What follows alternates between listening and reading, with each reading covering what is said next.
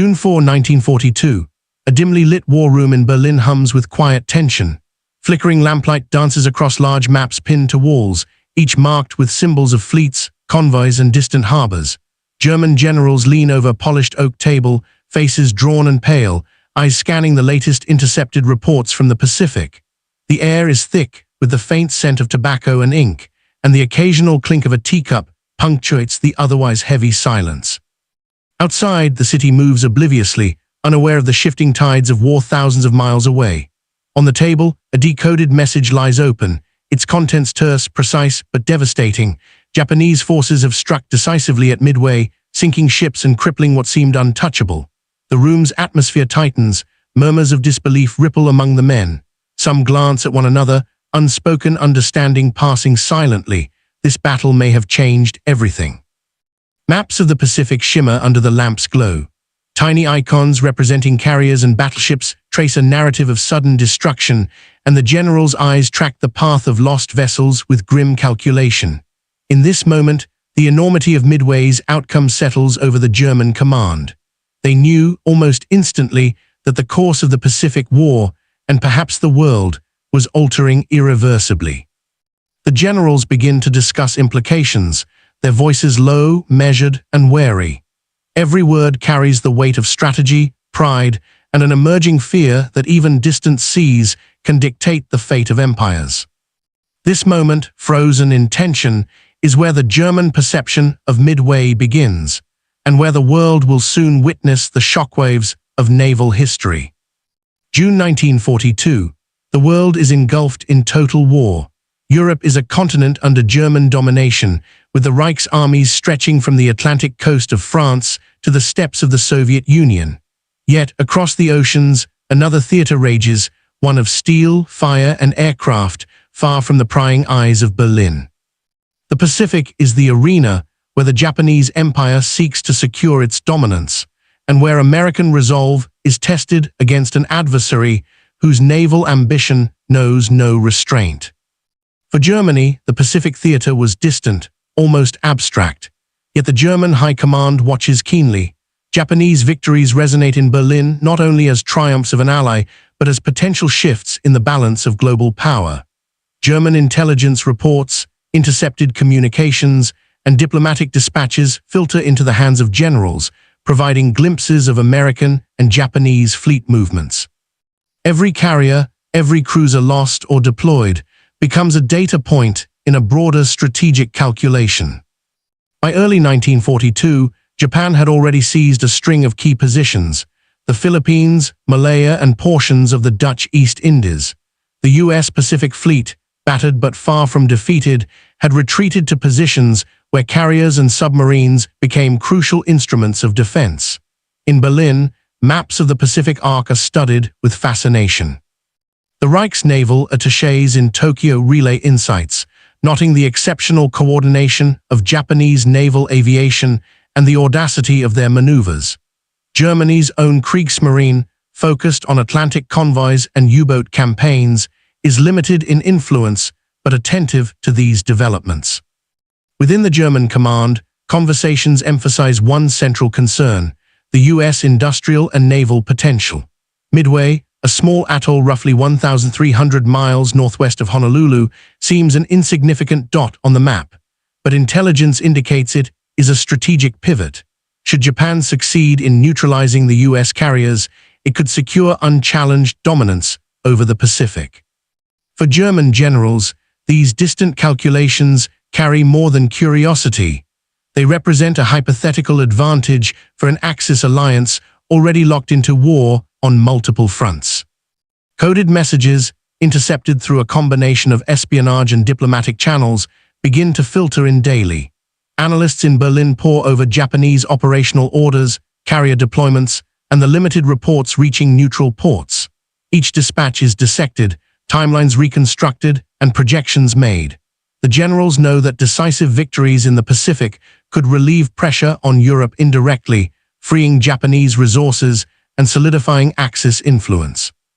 They watch the Pacific like an unfolding chessboard, calculating moves they cannot directly influence, yet whose outcomes will ripple across the globe. The anticipation is almost ritualistic. German officers, meticulously uniformed, gather around polished tables in rooms lined with maps. Cigarettes smoke the air as typed intelligence reports circulate. One general traces the possible paths of Japanese carriers with a gloved hand, speaking in measured tones about probabilities and worst-case scenarios. Another sketches contingencies, projecting how Midway might fall and what that would mean for Allied power projection. Each voice carries authority, each calculation weighed with the gravity of impending news from halfway across the world. And then the first hints of Midway's confrontation reach Berlin. Reports of carrier movements, sightings of American reconnaissance aircraft, and cryptic updates on Japanese naval formations. The tension escalates.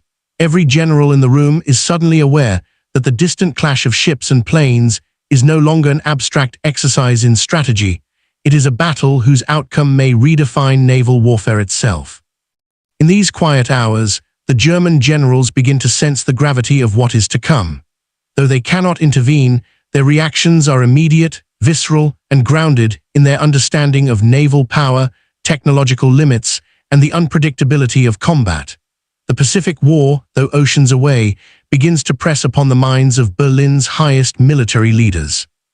And as reports of sinking ships and aerial strikes arrive, the room tightens in collective awareness, setting the stage for a pivotal shift in both Allied and Axis expectations. The stage is now set. The German generals are poised, maps and codes in hand, waiting for the moment when Midway will reveal its true consequences, a moment that will ripple across every theater of the war. By late May 1942, intelligence in Berlin had become unusually detailed. Reports from Japanese sources, combined with communications intercepted by Axis-aligned diplomats, painted a picture of an impending confrontation at Midway. German generals studied these accounts with a mix of analytical rigor and cautious expectation. While the Pacific was far from Germany's immediate battlefields, it was impossible to ignore its strategic weight. The outcome of Midway could influence global resource flows, divert Allied attention, and affect Axis planning across multiple theaters. Germany's own Kriegsmarine, though primarily engaged in the Atlantic with its U-boat campaign, paid close attention. Officers debated the significance of aircraft carriers, a class of ship still relatively new to naval strategy. Unlike battleships, carriers could project power far beyond their displacement, striking at enemy fleets from hundreds of miles away. German naval theorists recognized the tactical shift this represented, even as they lacked direct control over the Pacific fleets. Maps of the Pacific dotted with carrier icons became the centerpiece of war room discussions. For the generals, the loss or destruction of these vessels would dramatically alter naval calculations, potentially favoring the Axis indirectly. The Germans also considered the limitations of Japanese operations. They understood that overextension, logistical strain, and American industrial resilience could counterbalance Tokyo's early successes. Reports from Berlin's attachés noted Japanese concerns, fuel shortages, the difficulty of resupply across vast distances, and the risk inherent in concentrated carrier operations. The German perspective treated Midway not just as a tactical engagement, but as a test of operational endurance, a clash between strategic ambition and logistical reality. Within the German High Command, opinions varied. Some generals believed the Japanese would succeed, envisioning a Pacific empire stretching unchallenged from the Philippines to Hawaii. Others warned that underestimating the Americans' capacity for rapid recovery and counterattack could prove disastrous. Intelligence officers meticulously analyzed previous carrier battles, such as Coral Sea, to predict potential outcomes.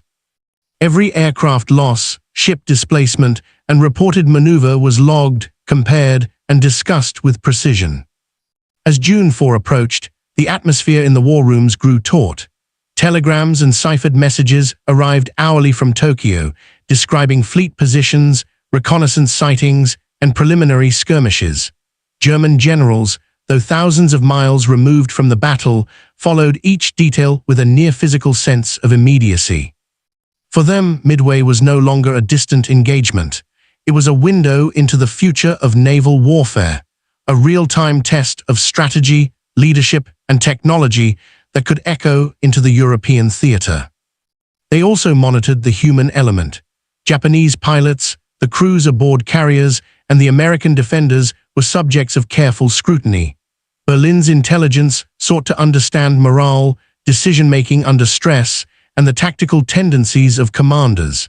These insights allowed German generals to anticipate the potential outcomes, even if only in theory. It was an exercise in remote command, predicting the end of a battle they could not influence, yet whose results might reverberate across global strategy. Finally, as reports of initial clashes reached Berlin, the general's calm analytical demeanor began to crack. Not yet panic, but the subtle tension of realization. Midway was no routine engagement. The sinking of even a single carrier or the loss of aircraft and support ships could tip the balance of power. Germany, observing from afar, had to prepare for the ramifications. Plans and contingencies were revised, memos drafted, and officers briefed, all in anticipation of news that would soon confirm the scale of victory and defeat. The war room's atmosphere mirrored the vast Pacific itself, a theater of immense scope, unpredictable power, and sudden decisive moments. And as the generals awaited word of the battle's progression, an unspoken truth hung in the air. The outcome of Midway would not only shape the Pacific War, it would resonate through Berlin, influencing decisions, strategies, and the understanding of what modern naval warfare had become. This delicate tension, built from intelligence, maps, and human insight, set the stage for the moment when German eyes would witness the outcome of Midway and react to a naval defeat that would echo across oceans and continents. Inside the German war room, the generals were not merely strategists. They were men burdened with responsibility, ego, and the weight of expectations. Their faces, lined from years of command, reflected the tension of absorbing distant defeats they could neither prevent nor fully influence. Some leaned forward over maps, tapping the locations of carriers with gloved fingers. Others exhaled slowly, gripping their pens as if it could alter fate. Every intercepted message from Tokyo was parsed with care, every casualty figure noted with meticulous precision. Emotion, though restrained, was palpable. Officers accustomed to battlefield control felt the helplessness of observing events unfold across thousands of miles. They debated in hushed tones, was Japan truly overextending? Could the Americans recover? The human factor, the stress, doubt, and anticipation, was a silent, yet powerful, influence on their judgments. It was in these moments that the war became personal, even in abstraction. Lives lost, ships sunk, and the shadow of strategic failure bore down with undeniable weight. From a tactical perspective, Midway exemplified the rise of the aircraft carrier as the decisive instrument of modern naval warfare. German generals, while familiar with battleships and surface engagements, were beginning to appreciate the transformative nature of carriers. Reports from the Pacific described the rapid deployment of planes, coordinated attacks from hundreds of miles away, and the vulnerability of even heavily armored ships to air assault. In Berlin, maps were annotated with projected flight paths, strike ranges, and interception zones. The generals discussed how a single carrier strike could cripple multiple vessels, a realization that challenged decades of naval doctrine. The Midway engagement demonstrated that speed, positioning, and aerial reconnaissance could outweigh sheer tonnage or armor. Tactical discussions focused on the calculated risks of committing carriers into vulnerable positions, the importance of surprise, and the unpredictable variables of weather and pilot skill. Technology, both mechanical and intelligence-based, played a pivotal role. German generals scrutinized reports on the aircraft involved, SBD Dauntless dive bombers, TBD Devastator torpedo planes, and the Mitsubishi A6M0, analyzing their speed, range, and lethality. Radar and code breaking were mentioned in passing. They understood that information could dictate the difference between victory and disaster. The sinking of carriers, cruisers, and support ships was a testament to how technological mastery could redefine naval engagements. From Berlin, the generals debated what lessons could be drawn for the Kriegsmarine. Aircraft carriers, long-range bombers, and reconnaissance planes were no longer mere supplements to a fleet. They were central to dominance at sea. Observing Midway. The generals witnessed the emergence of a new kind of warfare where machines, codes, and the skillful coordination of technology could decide outcomes faster than traditional artillery or armor. The human tension, tactical re-evaluation, and technological evolution set a layered stage for understanding how German commanders processed the unfolding disaster. Each angle, the men themselves, the ships they analyzed, the technology they respected, intertwined to create a complex web of comprehension and anticipation. These observations naturally lead into the next set of angles: leadership decisions, enemy strategy, and the moral and psychological dimensions that Midway imposed on Axis perceptions. German generals observed Midway not only through the lens of intelligence, but also through the prism of leadership. They studied the decisions made by both Japanese and American commanders with clinical attention. Admirals Yamamoto, Fletcher, and Spruance became subjects of scrutiny, their choices dissected in the Berlin war rooms. Why had Japanese carriers been positioned as they were? How had American forces responded with such resilience despite prior losses? Leadership, the generals understood, was not merely a matter of orders. It was timing, judgment, and the orchestration of disparate elements under immense stress. In the reports arriving from Tokyo, there were subtle indications of hesitation, miscommunication, and risk assessment that the Germans catalogued. They debated the merits and flaws of command decisions, projecting what they might have done differently. This analysis revealed an unspoken truth. Even in a distant theater, leadership could tip the balance of life and death, victory and defeat. To the German generals, Midway was as much an insight into the enemy as a lesson in tactics. Japanese strategy reflected audacity, meticulous planning, and an ability to exploit American miscalculations. Berlin's intelligence detailed the Japanese approach, the concentration of carriers, the diversionary tactics, and the use of reconnaissance to lure American forces into a vulnerable position. The Germans admired the operational execution even as they noted its flaws. Overextension was evident, and reliance on surprise meant that any counterattack could be catastrophic. The enemy's strategy was both a template for study and a warning. Even formidable opponents are fallible. Understanding the Japanese mindset became a secondary mission for the generals, who sought to extract lessons that might influence future Axis naval thinking, even if Germany could not intervene directly in the Pacific. Finally, the psychological dimension of Midway captured the attention of German observers. The war room in Berlin became a theater of speculation, doubt, and recalibrated expectations. The Axis alliance, confident in Japanese naval superiority, now confronted evidence of American resilience and tactical brilliance. German generals recognized the potential impact on morale. Reports suggested that Japanese losses were significant, yet American resolve remained unbroken. For Berlin, this implied a longer, more costly conflict in the Pacific, which could indirectly affect European operations. The human element, confidence, fear, and anticipation was as critical as ships, planes, or codes. Observing Midway's unfolding from afar, the generals experienced the subtle erosion of certainty, replaced by cautious calculation and strategic forethought.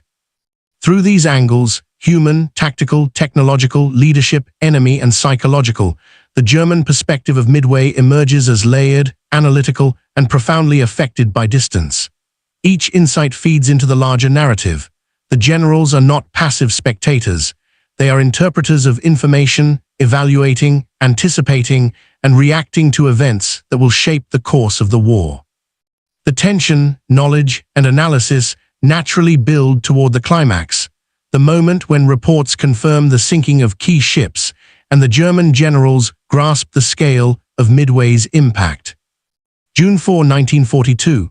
The war room in Berlin is tense, almost silent, save for the rustle of papers and the occasional cough. Reports arrive intermittently from Tokyo, decoded from Japanese naval communications and intelligence networks. The first confirmation hits. The USS Yorktown, one of America's key carriers, has been struck by Japanese aircraft. The generals lean forward, eyes narrowing, tracing the path of the attack on maps dotted with miniature ship icons. Every detail is scrutinized: torpedo hits, bomb impacts, aircraft sorties, and defensive maneuvers. For German observers, the sinking of Yorktown is a mixture of validation and alarm. They had anticipated heavy losses, but had not foreseen the speed and precision of the Japanese strikes. Notes are passed between officers, positions of Japanese carriers, number of planes engaged, estimated American counterattacks. In Berlin, the generals debate the implications. Could Japan capitalize fully, or was there a hidden American reserve ready to respond? Their discussion is clinical, factual, but the gravity of the unfolding disaster is unmistakable. By midday, further intelligence confirms that Enterprise and Hornet, additional American carriers, have been sighted in defensive maneuvers, launching counterattacks against Japanese forces. German generals quickly adjust their mental maps. The realization grows that Midway is not simply a Japanese victory in progress. It is a battle defined by fluidity, improvisation, and devastatingly effective American tactics. They note that dive bombers have struck the Japanese carriers Akagi, Kaga, and Soryu, setting them ablaze.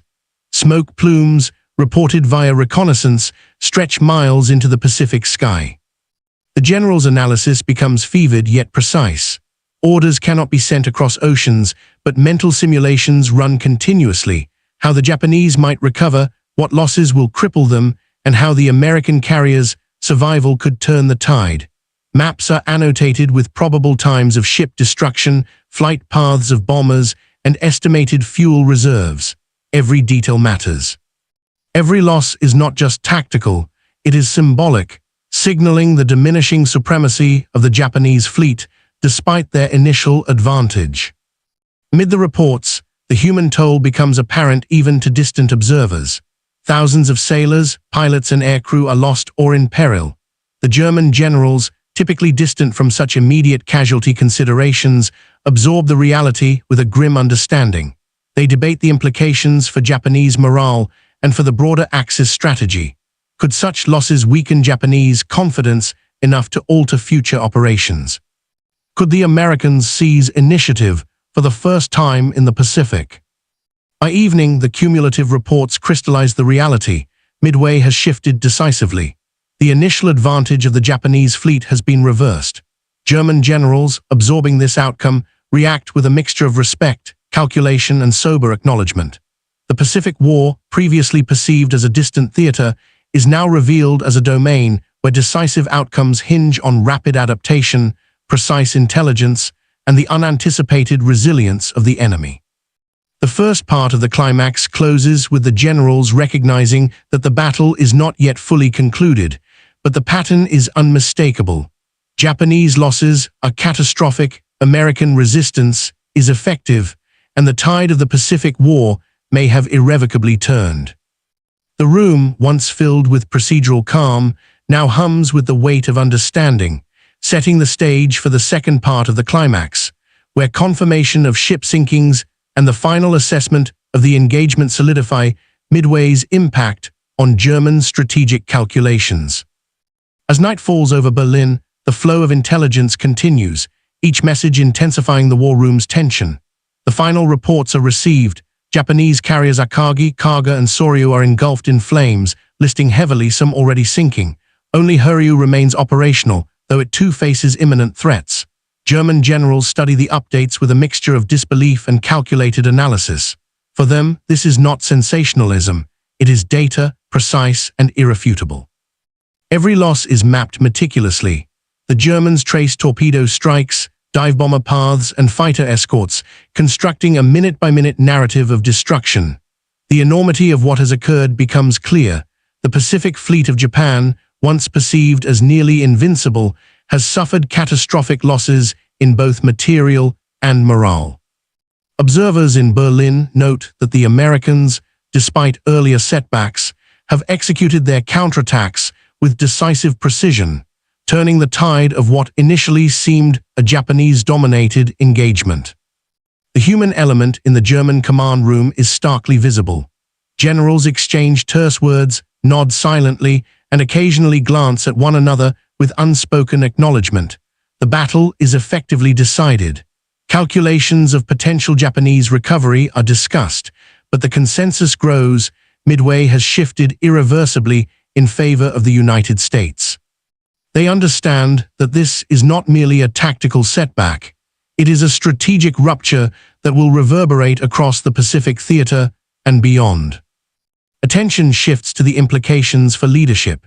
Japanese command decisions, once lauded in Berlin for boldness, are now scrutinized for misjudgments and risk exposure. The German generals debate how Yamamoto's strategy, brilliant in conception, failed in execution due to underestimation of American resolve and overextension of forces. They also consider American leadership, the audacity of Admiral Spruance's and Fletcher's decisions, the precise timing of dive bomber strikes, and the adaptability of carrier task forces under extreme pressure. From a technological perspective, the importance of aircraft carriers, reconnaissance, and code breaking becomes undeniable. German naval theorists note that the sinking of the Japanese carriers underscores the centrality of air power over traditional battleships. Radar, flight coordination, and rapid intelligence dissemination proved decisive. Even from thousands of miles away, Berlin observers are absorbing lessons that will inform naval thinking for decades. Psychologically, the realization of defeat settles over the German generals. They had monitored Midway with anticipation, expecting Japanese success to bolster Axis influence. Instead, they witness a profound reversal. The shock is tempered by analytical composure, but there is an unmistakable sense of unease. The Americans have demonstrated resilience, strategic ingenuity, and industrial depth that could not be ignored.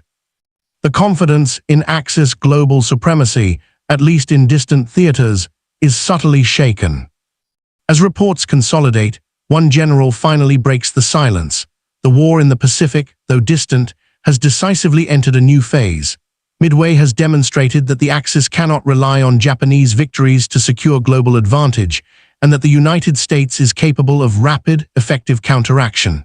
The sinking of ships, the survival of key American carriers, and the failure of Japanese plans converge to form a pivotal moment in naval history. By the time the last messages are analyzed, the German war room is quiet but alert. Calculations, diagrams, and strategic notes cover the tables. The generals, while physically removed from the Pacific, now carry the intellectual weight of its outcome. The tide has turned, and every subsequent decision, every memorandum to Berlin, will carry the imprint of Midway. This realization sets the stage for the aftermath, where consequences, both material and psychological, will ripple through Axis planning and morale. The morning after Midway, June 5, 1942, the German war room absorbs the full magnitude of the battle's consequences. Reports continue to arrive, compiled from Japanese and American sources intercepted by intelligence networks. The facts are clear. 3 Japanese fleet carriers, Akagi, Kaga, and Soryu, have been destroyed, alongside dozens of aircraft and their trained crews. Only Hiryu remains temporarily operational, but it is severely compromised. American losses, by contrast, include the USS Yorktown and several support vessels, but the U.S. carrier fleet remains intact and capable of projecting power. For German generals, this balance of destruction confirms what the reports had hinted at during the battle. Midway is a decisive strategic turning point.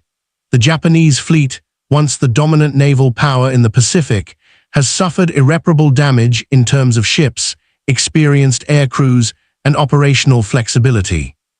The sinking of multiple carriers reduces their ability to conduct coordinated offensive operations, exposing vulnerabilities in supply lines and long-term strategic planning. The Germans, who had followed these developments from afar, note that Japanese losses cannot be easily replaced due to limitations in industrial capacity and trained pilot availability. Beyond the material losses, German officers begin assessing the psychological impact on the Japanese command and military culture. Japan's naval leadership, which had previously operated under near-total confidence in its carrier supremacy, is now confronted with an unexpected reversal. Rumors filtered through intelligence suggest shock, grief, and urgent reorganization within the Imperial Japanese Navy. German generals recognized that morale, discipline, and strategic decision-making could now be compromised. Even a distant theater like the Pacific, they understand, can influence the global momentum of the Axis alliance. Berlin's analyses extend to American resilience. Despite early setbacks, the U.S. Navy's ability to launch effective counterstrikes, coordinate dive-bomber attacks, and utilize reconnaissance intelligence demonstrates an operational sophistication that demands respect. German officers record these observations meticulously, knowing that the lessons of Midway about aircraft carriers, reconnaissance, and rapid decision-making will influence not only Axis perceptions but also post-war naval theory. The war room discussions increasingly revolve around strategic consequences. Germany's own naval ambitions are limited in the Pacific, but the generals are acutely aware that the outcome of Midway shifts global perception of naval power. Japan's diminished ability to threaten Hawaii or the Western Pacific indirectly benefits the Allies, allowing U.S. resources to be redeployed in future campaigns. The Axis must recalibrate expectations, accounting for an American Navy now proven capable of both resilience and initiative. Even in the physical absence of battle, the Germans note the human cost. Reports indicate that thousands of Japanese sailors and aircrew are killed or missing. The destruction of trained personnel represents a loss that cannot be quickly remedied, particularly in a culture where experience and precision are highly valued. The German generals, while removed from direct combat, understand that these losses will shape future operational capacity and the morale of the Imperial Navy. By mid-morning, it is evident that Midway is more than a tactical engagement, it is a pivot point. German officers, previously confident in the predictable outcomes of naval engagements based on pre-war doctrine, now recognize the unpredictability of modern carrier warfare. The sinking of ships, the role of intelligence, and the decisive impact of aerial strikes converge into a reality the generals cannot ignore. The Pacific War has changed irrevocably, and Axis assumptions about Japanese dominance require urgent reassessment. The stage is set for the second part of the aftermath, where the German command further evaluates the long-term strategic and psychological consequences, formalizes reports to Berlin, and contemplates the broader implications for Axis planning across all theaters. By late June 1942, the full strategic implications of Midway reached the German High Command in Berlin. Intelligence reports, carefully compiled from Japanese communiques, American accounts, and neutral diplomatic sources, leave little doubt. The Pacific balance of power has shifted. Japanese naval capability is significantly reduced, both in terms of material and experienced personnel. 3 carriers are permanently lost, hundreds of aircraft destroyed, and thousands of sailors and airmen killed or captured. For German generals, the implications are profound. The supposed invincibility of Japan's carrier fleet has been decisively challenged. German officers analyze how these losses undermine Japanese strategic options. Without sufficient carriers and trained air crews, the Imperial Navy cannot maintain its previous operational tempo. Supply lines are vulnerable, future offensives become riskier, and the psychological edge Japan once enjoyed is eroded. German generals note that the Americans, conversely, retain operational flexibility. Surviving carriers like the USS Enterprise and USS Hornet, combined with replenished air crews, provide the U.S. with a platform for sustained offensive and defensive operations in the Pacific. Berlin observers understand that Midway does more than reduce Japanese naval power. It confirms the capacity of the U.S. to rebound from early setbacks with discipline, intelligence, and decisive execution. The psychological dimension of these events cannot be understated. Reports filtered through diplomatic channels suggest shock and disbelief within Tokyo's leadership circles. German intelligence interprets this as a window into the limits of Japanese overconfidence. Officers in Berlin, aware of how morale shapes operational effectiveness, note that Japanese command might now act more cautiously, overcompensate for perceived weaknesses, or face internal debate regarding strategy. From the German perspective, This is a rare opportunity to study the vulnerabilities of an ally whose success had been assumed, and to appreciate the resilience of an enemy once underestimated. Germany's own strategic calculations are affected indirectly. Though the Kriegsmarine is focused on the Atlantic, the Axis relies on coordination with Japanese forces in global theaters. Midway demonstrates that Japan may no longer be able to relieve pressure in distant regions, such as the Indian Ocean or the Western Pacific, which could allow Allied forces to stabilize and counter Axis ambitions elsewhere. The generals recognize that the Pacific defeat reduces the potential for a fully synchronized Axis global strategy, and that American industrial and military capacity has been underestimated. Material losses, operational setbacks, and human casualties combine to shape a new strategic reality. German generals note that lessons from Midway extend beyond the Pacific. The decisive impact of aircraft carriers, reconnaissance, and intelligence-driven decision-making sets a precedent for future naval operations. Even the Kriegsmarine, confined largely to the Atlantic, must incorporate these insights into its evolving doctrine. Midway exemplifies a paradigm shift in naval warfare, observed with both analytical rigor and a sense of caution in Berlin. As the after-action analyses conclude, the German generals prepare formal dispatches for Berlin, summarizing the battle's outcomes and strategic consequences. These reports will influence not only immediate military planning, but also the broader understanding of modern warfare, the significance of air power over surface fleets, the critical value of intelligence, and the unpredictable human element in decisive engagements. The reverberations of Midway extend far beyond the Pacific, affecting how Germany perceives its allies, its enemies, and the evolving nature of global conflict. With these observations catalogued, the generals begin the slow process of adjustment, recalibrating expectations, re-evaluating Axis reliance on Japanese naval power, and internalizing the lessons of a battle fought thousands of miles away. The human, tactical, and psychological reverberations of Midway are now fully appreciated, setting the stage for reflection on what this historic engagement truly meant for the war, for strategy, and for the future of naval combat. Midway stands as more than a single battle. It is a testament to the unpredictable calculus of modern warfare. For German generals observing from afar, it was a lesson in the fragility of assumed dominance and the decisive power of intelligence, technology, and human resilience. The sinking of Japanese carriers, the rapid adaptation of American forces, and the unforeseen consequences of tactical choices reshaped how distant observers understood naval conflict. It revealed that even an empire seemingly at the height of its strength could falter under precise, well-executed strategy. From Berlin, the generals witnessed the interplay of leadership, morale, and mechanized might. Aircraft carriers, once supplementary to battleships, emerged as the linchpins of power projection. Code breaking and reconnaissance underscored the importance of information as a weapon as lethal as any torpedo or shell. Yet beyond the machinery of war, Midway highlighted the human dimension.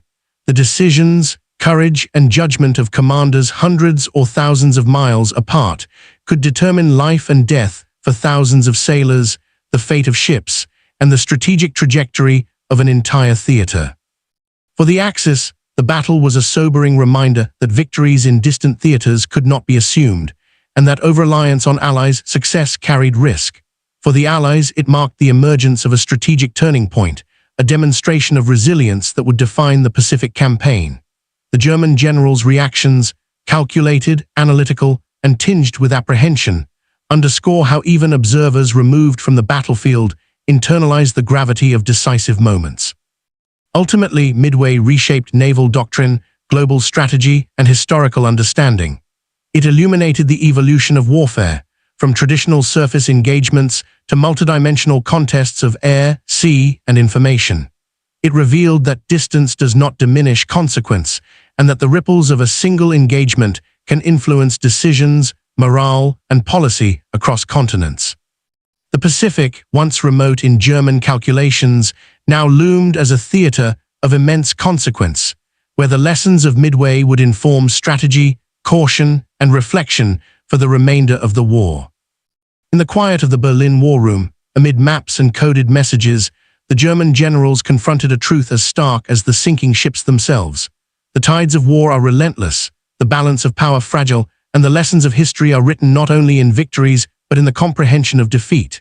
Midway had spoken, and even from thousands of miles away, its voice resonated with clarity, shaping understanding, strategy, and the human perspective of war for generations to come.